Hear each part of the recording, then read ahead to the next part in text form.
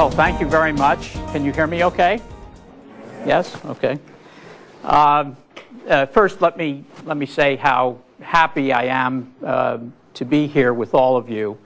I consider it a great privilege and an honor to be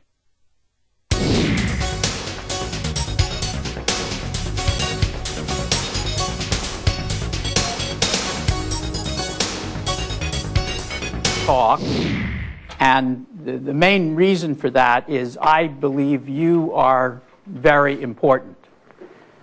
You are important because you are the leaders of the future, certainly here in Korea, but I hope for many of you that you will have the same kinds of opportunities that many of us have had in the past, which are to lead not only in your own country, but to lead businesses or other enterprises that cut across a number of different countries. So the first thing I would like to say is thank you for inviting me. Dean, thank you for the kind introduction. I would like to start by saying that this topic of leadership in international business is a very broad topic. And there are lots of different ways that I could approach the topic. So I would like to break it down into a few different components. First of all, I know by some of the questions that I've already seen that you may have that you're interested in hearing something about my career, and I'm happy to talk about that, and I will. The other thing is, I think it's important when we think about leadership that we think about what I would call the inputs of leadership, the things that go into making a leader, making a person a leader or making a company a leader, and then the outcomes of leadership. What comes out of leadership. So there are lots of different ways to think about this, and I'll sort of try to break it down into those pieces, the inputs and the outcomes.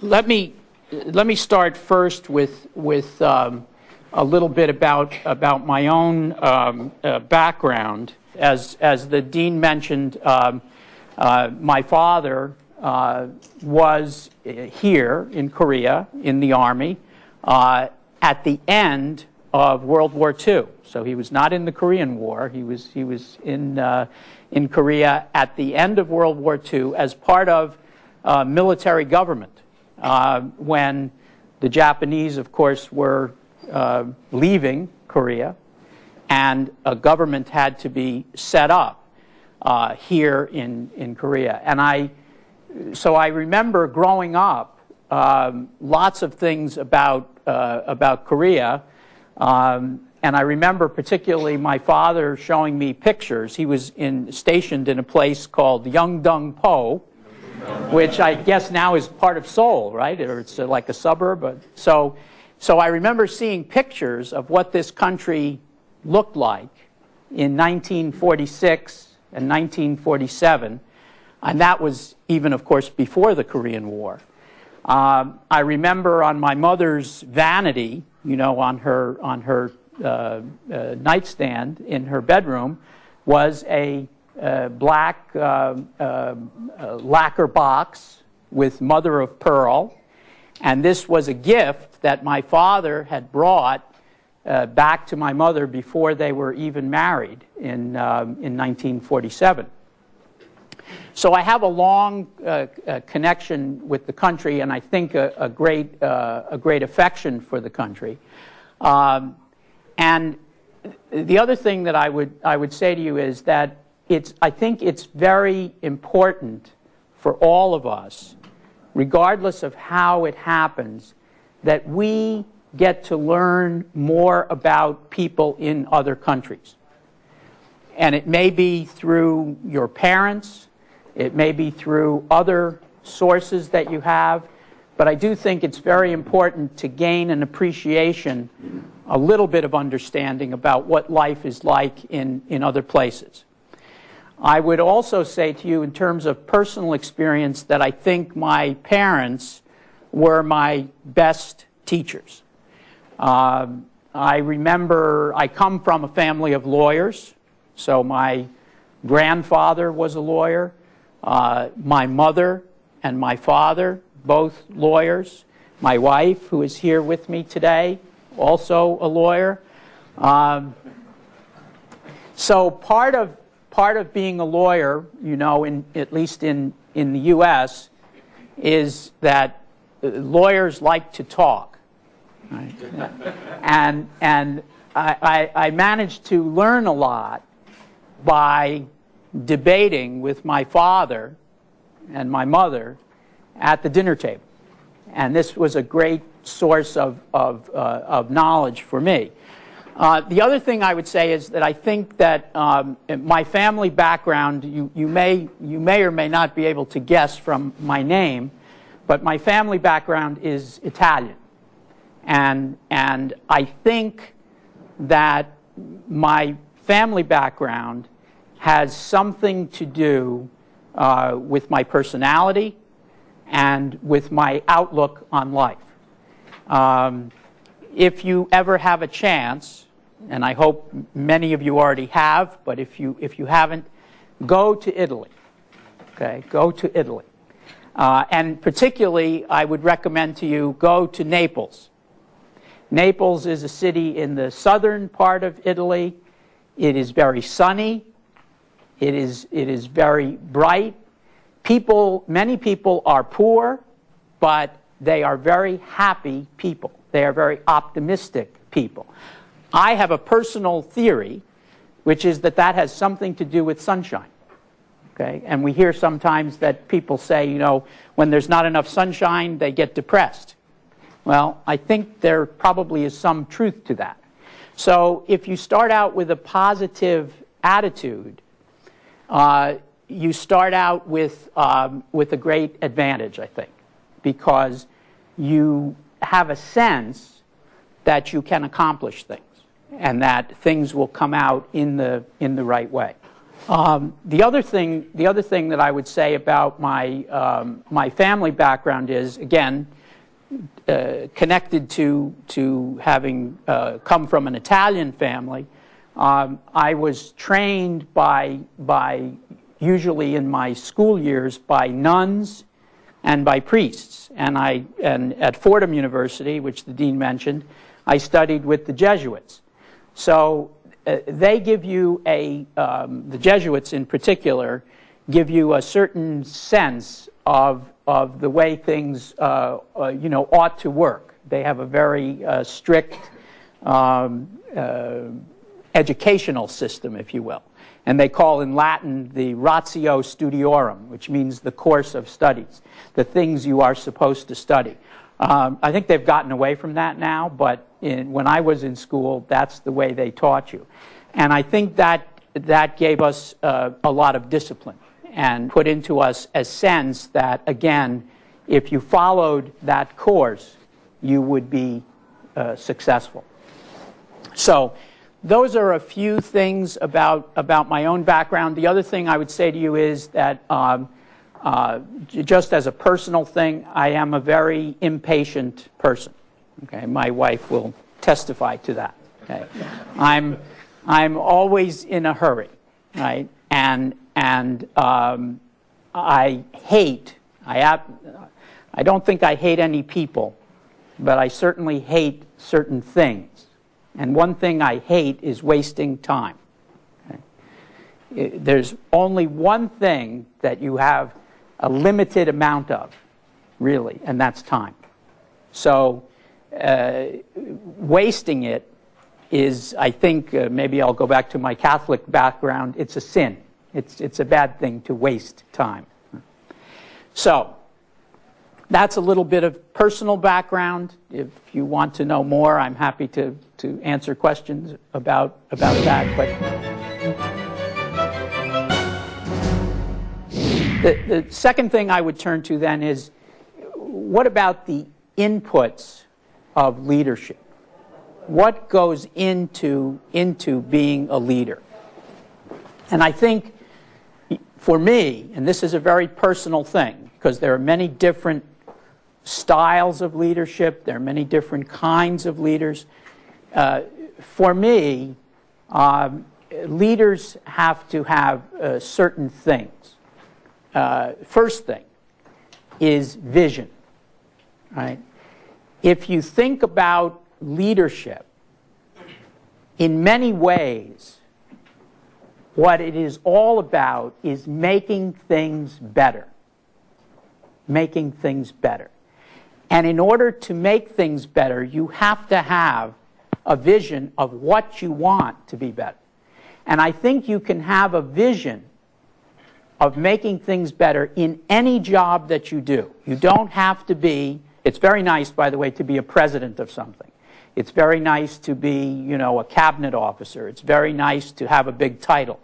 But you can, and I think you must, have a vision of making things better no matter what your job is. You can have it in any level job at any time. And I'll give you one example, again, from my own career. When I first went to work at MetLife, I went to work as a lawyer. And I joined a group that was called litigation. Litigation is trying lawsuits. It's trials, trying cases, and arguing appeals. It was a great job. And as I gradually got more experience doing that, I realized that what we were doing was not really actually trying cases or actually arguing appeals. We were hiring outside lawyers in law firms to do that. So my vision for improving things became very simple. It was to bring the litigation in-house, to have our lawyers in the company actually try the cases, actually argue the appeals, not send them to outside lawyers. And why did I think that would be better? I thought it would be better because, number one, we would attract better quality people because they would be interested in actually trying the cases. And second, we would develop them better. We would train them better because they would really be doing the litigation. And the third thing that I learned over a little bit of time, it wasn't my first response, but I learned over a little bit of time that we could actually do it cheaper. We could save the company money by doing this. So we could get better results, better people, better training, and we could do it for less money. That was my vision. And I did that. Right? So you can have a vision of making things better at any level in any job. And that's really the first element of leadership as far as I'm concerned. Related to that is curiosity. You have to be curious about how things work. And that will lead you to ways in which you can make them better. Right? There isn't anything, and this sort of goes back to my Jesuit training, there isn't anything that can't be perfected. Okay? There isn't anything that can't be better. And if you remember, you probably know a company called General Electric, right? That's a famous company. Many years ago, what you won't remember is that General Electric had an advertising program. And the advertising program was, their slogan was, progress is our most important product. Progress is our most important product. Meaning, whatever we do, we make it better. And that was their point. Okay? So curiosity goes with that, because you have to be curious about the world around you in order to discover how can we make this better. A third element, which I would call an input of leadership, is collaboration. The world is very complicated. It is very difficult for anyone to do something significant in today's world all by yourself, right? You've seen the film, what do they call, Social Network? Social Network, right? About the fellow who began Facebook, right? He was a brilliant guy, is a brilliant guy. But even he didn't do it all by himself. He had a few people who helped him, right? And now he has a lot more people who help him. So the point is, you have to have collaboration. And I think there's a famous quote, I won't remember it exactly, but it's from Sun Tzu, I think, the Taoist philosopher, who says that real leaders, when the job is done, the people will say, we did it ourselves. We did it ourselves. Meaning that they will bring people in, they will collaborate, and when the job is done, everyone will say, well, we did it. Right? That's extremely important. So that's another element, to me, of leadership. A couple of more elements that go together. You do have to be courageous to be a leader. You can't always just take the popular course. Sometimes you have to make hard decisions as a leader that people will not like. And so you must be courageous in order to do that. And the last point that I would say is you do have to be determined. You have to see it through, whatever the task is. So to me, those are some of the main inputs of leadership, the things that go into leadership. Now,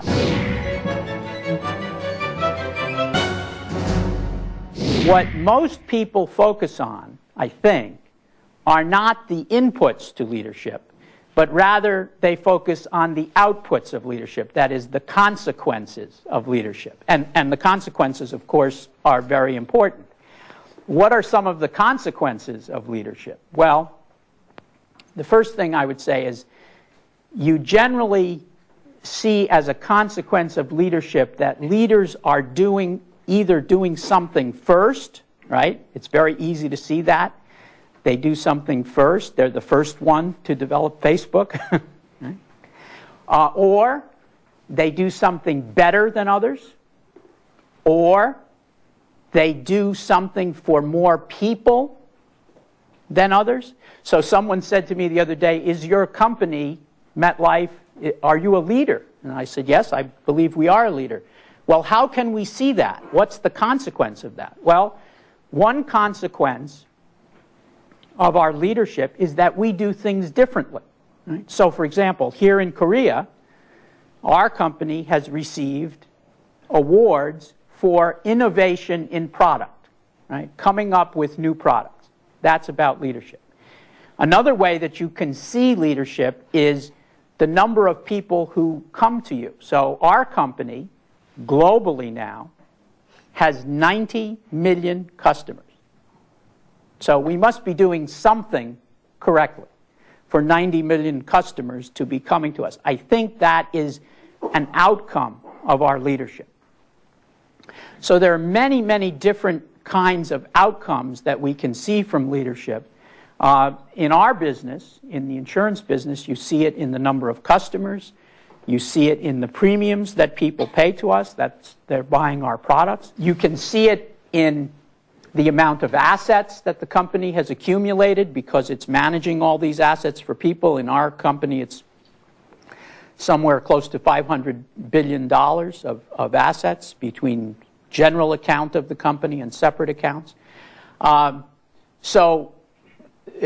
Those are extremely important outcomes of leadership.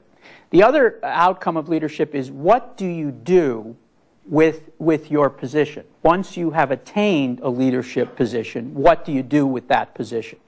How do you use that position to make things better? And I'll just give you a couple of examples of that I think are extremely important. One thing is that we're all here, at least I'm here this week, along with a lot of my colleagues from around the world. And why are we here? We're here in Korea for the G20 meetings. And Korea is demonstrating leadership in the G20 in many different ways. One way, one great way, I think, is that for the first time, the G20 has not just a summit of the leaders of governments, but a business summit. This is the first time. and it's being done here in Korea. So Korea is showing leadership by bringing the business community in to work with the political leaders.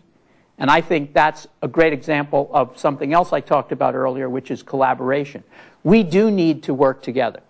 There are many, many different things that we can do together, working with the business community and the government. If we try to do some of these things alone, I think we will either have a much more difficult time or we will fail. And a lot of what the G20 political leaders need to do now is they need to make sure that we have a secure world going forward, not just politically, not just militarily, but a secure world economically. And it's extremely important there that they draw on and use the talents and the capabilities of people in business. Another thing that we're doing here this week is continuing the work that we've been doing for a long time, many of us, which is to finally get the Korea-U.S. Free Trade Agreement done. Okay? I think this is a very important thing to do. I think there are important benefits for the people of Korea and the people of the U.S. to have a free trade agreement between our two countries. And you know it's been a very difficult process to get that done. I think we are now getting very, very close, and we are hoping final agreement on this, and then that we will be able to get it passed by the legislatures, right? By the legislatures of both countries, because it's not just the presidents. We need to have the legislatures come in and approve the free trade agreement. So there are lots of things that we can do together if we collaborate and if we focus on making the world a better place. So I know I've said a lot of different things, a little bit about my background, a little bit about the inputs of leadership, a little bit about the outputs of leadership. Probably the most important thing we can do is for me to take your questions. I probably don't know the answers to all the questions, but I will do my best, and I will try to give you answers that are meaningful. But if it's okay with you, I will stop now and take your questions. Okay? We'll now move on to the Q&A session. Okay. And we've collected a bunch of questions from this audience, and I've personally selected a few that would be appropriate to the subject. And I personally was curious about it. Okay. And first question is, you mentioned about the importance of the Korea-U.S. FTA actually being done. It's been lagging over the past couple of years. Related to the topic, what does the financial industry stand to gain from the Korea and U.S. FTA, in your opinion? Okay. Well, I think this is a great question, and it's an important question. I think the first thing in answering the question, the first thing I would have to do is give you a little bit of background about trade. And you may know this already, but just to make sure we put it in context, most of trade, if you go back historically, was viewed as trade in goods. In other words, what could one country export to another country and vice versa, right? And the focus of a lot of trade history and trade law, frankly, has been about barriers to trade, which are called tariffs, right? So the idea is if a country wants to, if Korea wants to keep U.S. beef out of Korea, as an example, right?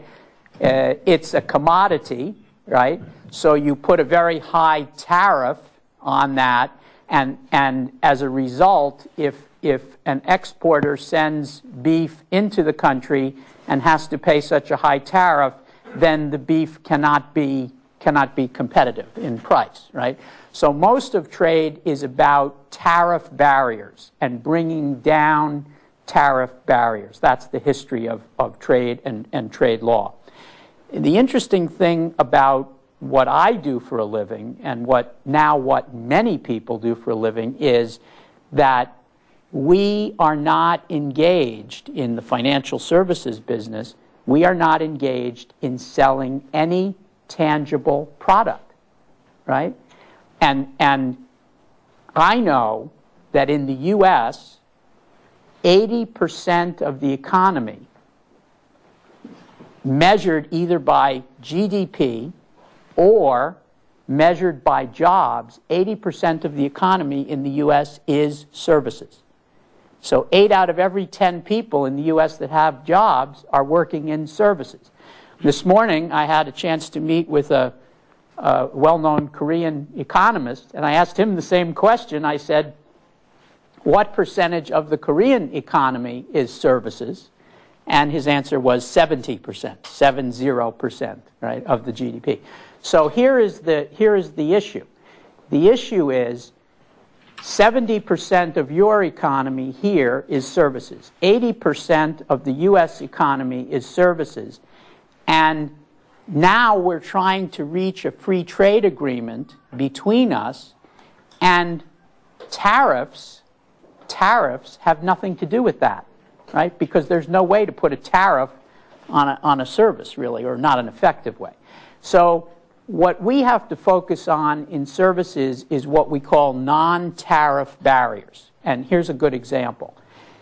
If you want to put barriers up to trade in services, the way many countries have done it in the past and even currently is they create regulatory barriers to the entrance into the country, right? So, for example, they might say to an insurance company, you cannot be licensed in this country. They just prevent them, right, by regulation. Or, I'll give you an example of India.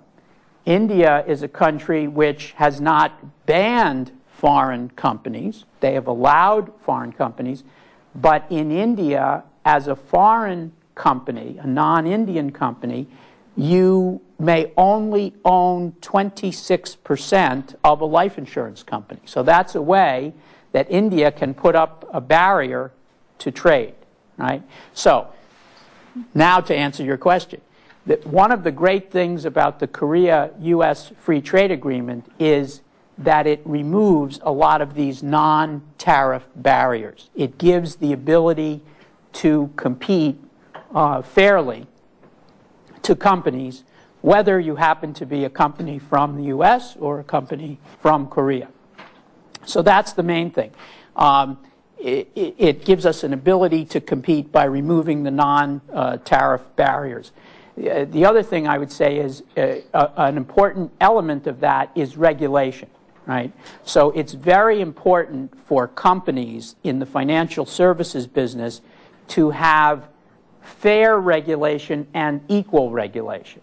So we, as a foreign company doing business in Korea, we're happy to compete here as long as we can compete on what is called a level playing field. In other words, that we will be treated in the same way as a Korean company. And there's one more element to this too. And that is that in many countries, financial services companies or companies providing financial services are owned by or connected with the government. So for example, if you go to Japan, the Japan Post, which is the post office, right, which is the government, is actually in the insurance business, right? And there are similar examples in other countries. So one thing that free trade will do is it will enable companies to compete fairly against domestic companies in another country, but also against government-owned companies in another country. So those are some of the things that and by the way, I should say, the Korea-U.S. Free Trade Agreement, as far as I'm concerned, I've seen a fair number of these agreements. As far as I'm concerned, the Korea-U.S. Free Trade Agreement is the best one I've seen on financial services. In other words, it will be a gold standard, if you will. It will be a model. And as you probably know, a lot of the governments in Asia are working on what's called the Trans-Pacific Partnership.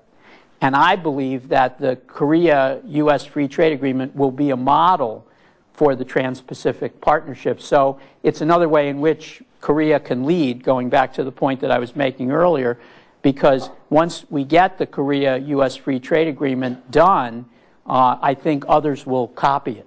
And I think that will be very beneficial. Now, let's talk a little bit about MetLife. One of my favorite subjects. Yeah. One of the students pointed out that in Korea, marketing insurance products is pretty challenging because many Koreans, I don't know about U.S. People in general, but many Koreans, student pointed out that they don't regard protecting against future risk very importantly. So if you had a chance to persuade some of the skeptical breed of the audience, how would you go about it? And specifically in MetLife, what kinds of products, what is the breadth of the product that you are offering, and how do they relate to everyday lives? Well, this is it's a very good observation, and I think a very important question.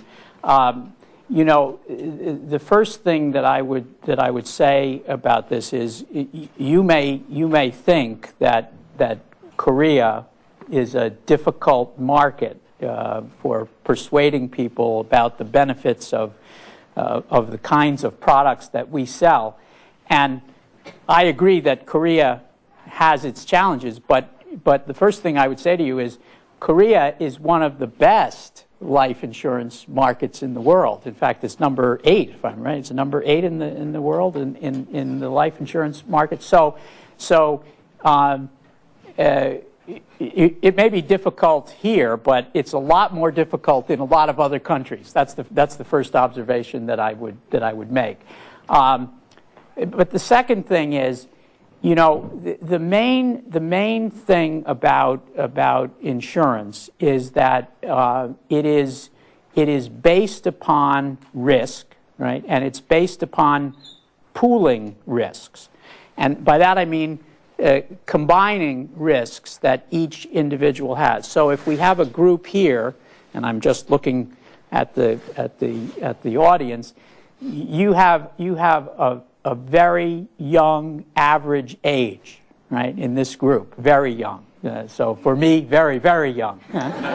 Okay, so the point is when you are very young and presumably generally healthy, right, you do not think so much about the risks, about the things that can happen to you. I know, I was your age one time too, right? Many years ago. And you believe, and I think maybe intellectually you know that you could get sick or you could get hurt or you could die. Intellectually you know that, but really in your heart you don't feel like that. You feel like you're going to live forever. That's great. I don't want to take that away from you, okay? But here's the point. As you get just a little bit older, and maybe it's already true for some of you, you will marry. You will have children. You will gain property. You will borrow in order to buy things. You will borrow to buy an apartment or to buy a house or to buy a car. And then you will start to think about what happens if I cannot pay what I borrowed. Let me give you an example. Most people don't want to think about dying, so okay, we won't talk about dying. Okay? We won't. We'll talk about something which, in my opinion, is even worse than you say, what is that? Right?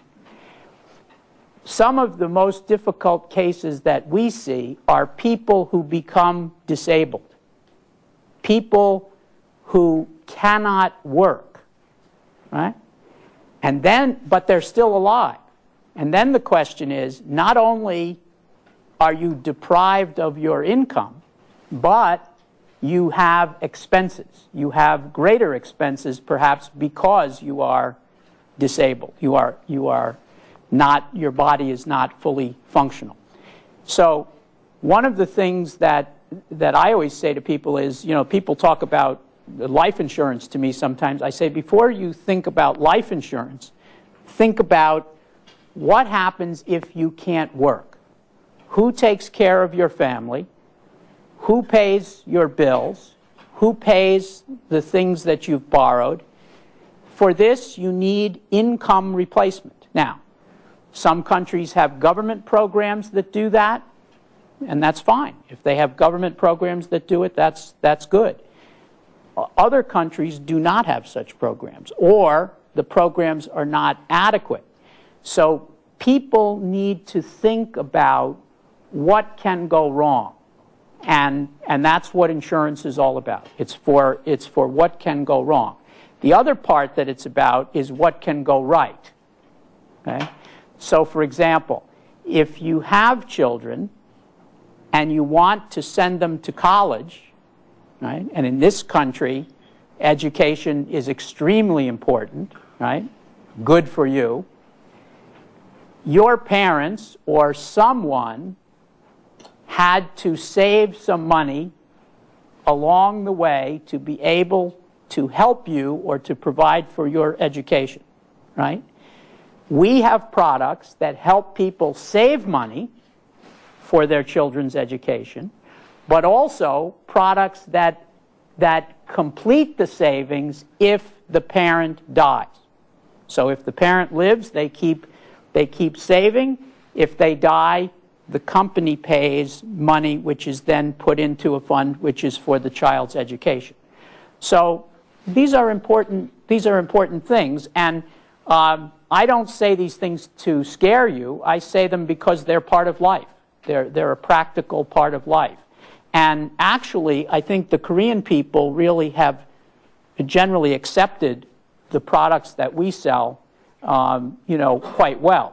The other thing I would say to you is, you asked about the breadth of our products, and we do have a very broad range of products. We don't sell every product in every country, right? But we have them available if we find that there is a need in a market.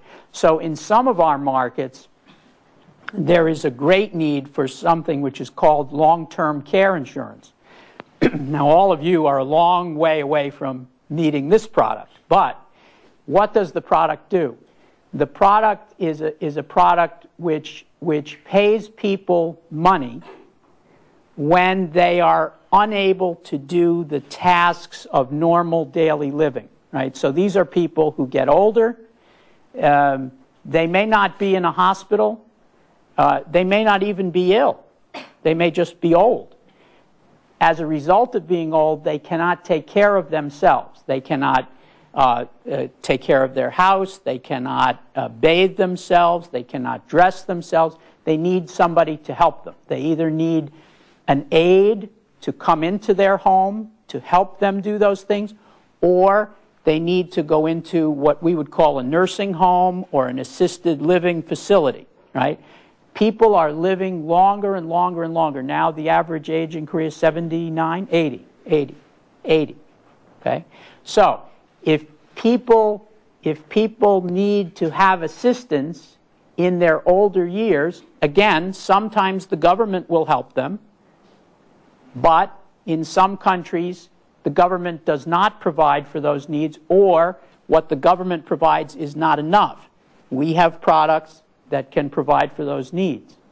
So it's a wide range of products. It goes from, savings products to disability insurance that I mentioned, which is income replacement. It goes to health insurance in some countries. We even have, in some places, we have dental insurance, right, to take care of your teeth. It's gotten to be more popular. Now we sell quite a bit of dental insurance in Brazil. Why? Because people want to have a good appearance and they want to be taken care of in terms of their teeth. Okay? We can provide for that. So we have a broad range of products, and I think, but for us, it's always a matter of educating people and showing people what is the value of what we sell. And by the way, we have lots of competition. So if we can't do a very good job, our competition will. Okay? Now, as a follow-up question, there was another question regarding healthcare reform. Mm-hmm. As you may well know, U.S. is trying to introduce the government's role into the healthcare system, while Korea is seeking to bring private sector into the healthcare system. Mm-hmm. But this is arousing concerns regarding low-income families who Mm-hmm. can't be provided a quality healthcare. Mm-hmm. How do you think the government and the private sector can coexist to effectively provide health insurance? Mm-hmm. What we do, if you think about our business, in the insurance business, a lot of what we do is done by governments in some countries, right? And so you can see that as an example. One of our early presidents of our company, this is a man named Haley Fisk, he was president of MetLife around the beginning of the 20th century, so the early 1900s. And he said in one of his speeches that insurance is not a business. It's not a business. This is interesting. It's a social institution. And in one sense, he was right. Right? Because if you think about Social Security, which has occurred in many countries, if you think about health care, what we do, the work that we do, is in many cases work that could be done by a government. I think there are opportunities to collaborate. And the thing I would say is, I think the main thing we have to do is make sure that people have the necessary coverage, whether you're rich or poor. I believe that very firmly. The second part of that is, okay, if people are poor and they can't afford to buy this coverage, then I do think government has to provide it. That's a function of government. Several governments have said things like, we provide a safety net, right? We catch those who are not caught by the rest of the system. So in my business, and see, here's the difference. We are in a business. Okay? My company, and if you, when all of you leave university and if you go to work in the business world, many of you will work for publicly traded companies. My company is a publicly traded company. What does that mean? It means we have shareholders who provide us with our capital. They buy our shares. And we are traded, our stock is traded on the New York Stock Exchange. Right? Now, when our shareholders buy those shares, they expect a return on their investment, right? You would too.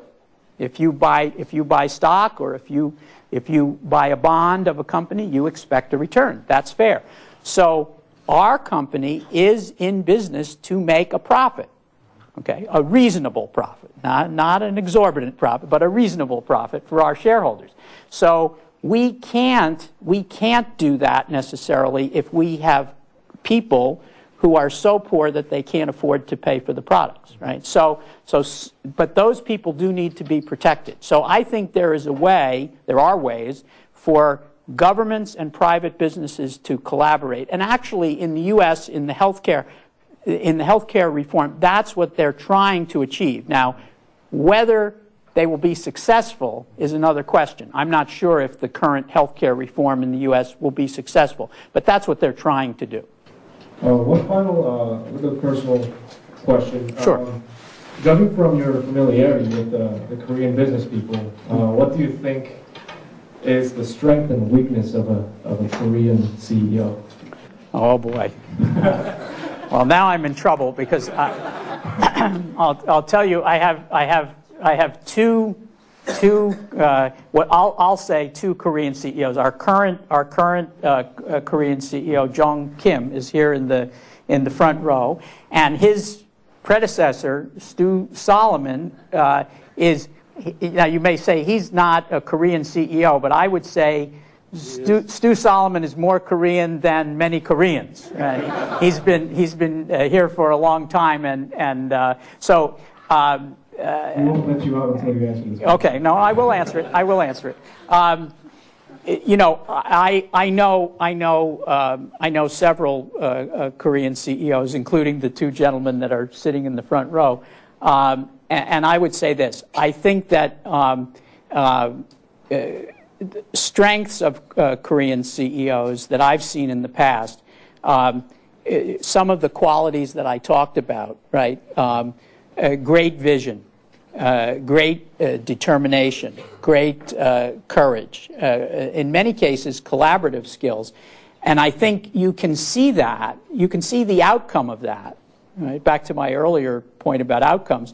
You can see that in terms of what's happened in this country in the last 30, 40, or 50 years. I mean, it's just miraculous. Now, in candor, I've also had experiences with Korean CEOs where I'd say they could do better, right? And I'm sure they would say the same about me, by the way. So I think one of the things that I've seen in the past is sometimes a difficulty in making change, and maybe in making change as quickly as, at least as quickly as I thought was a good idea, right? And I said to you before, I am an impatient guy. So I think sometimes I've seen examples of situations where it's, you know, this is the way we do it, this is the way we've always done it, and we really are not going to change that very quickly. And so. But here's the great thing. I think when you see that, one of the biggest antidotes for that, one of the biggest ways of solving that is competition. Because if you're in competition, you very quickly find out that if you don't make changes, if you just try to stick with the way it's always been done, you may suffer the consequences. So I think, but I'd say on balance, more strengths than weaknesses. Okay. Thank you.